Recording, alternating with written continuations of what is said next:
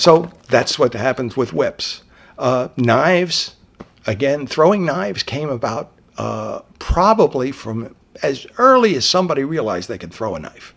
And then you got a couple of guys together that would say, well, I can do that better than you can. It was a common sport during the War of Northern Aggression that the soldiers would get out there and they would, before a battle, in order to loosen up some of the stress and strain, they would throw their knives at trees and they would learn to throw in distances that way.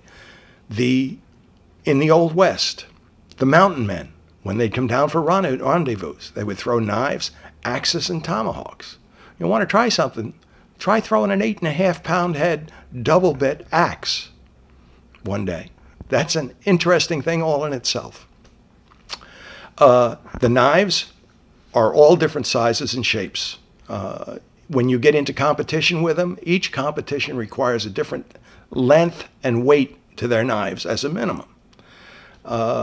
I throw with the International Knife Throwers Hall of Fame, and they require a minimum of a 12-inch knife.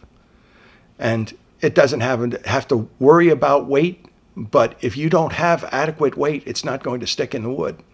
So when you throw it, and if it doesn't stick, it doesn't count. We had at the Alamo this last year and the year before, we had the International Knife Throwers Hall of Fame held the first ever knife throwing competition within the walls of the Alamo. I was fortunate, I was master of ceremonies at that, and I got to witness some phenomenal knife throwing. One fella threw a knife and stuck it in the bullseye of the target at 48 feet. Now you can consider, that's a distance for you, and that's throwing a knife. It makes people astounded. And I've seen people like Broken Feather. I've seen him throw a knife 73 feet and stick it in a target. Wasn't during a competition, but he's thrown it that far. Friends of mine like John Bailey throw knives around their wife continually, and he's thrown thousands and thousands of knives. If he ever hits her clothes, he's got to buy her a piece of jewelry. That's their way of working things out. And then you go to Chi-Chi White Cloud, who's recognized as probably the greatest knife thrower that's ever lived.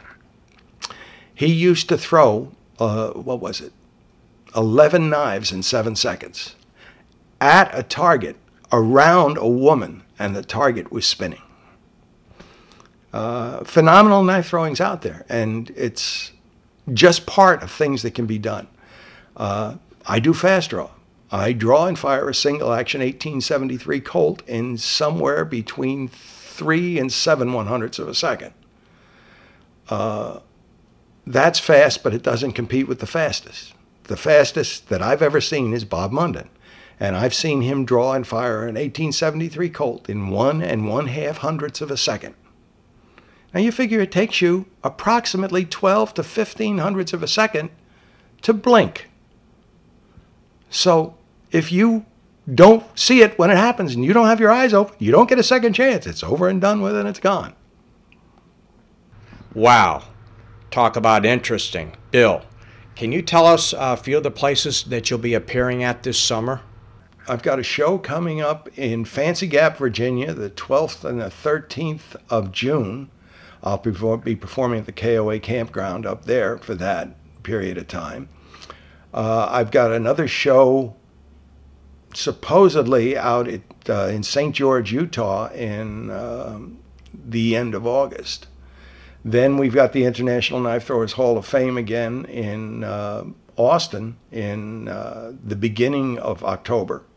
Thank you very much for your time, Bill. Oh, you're welcome.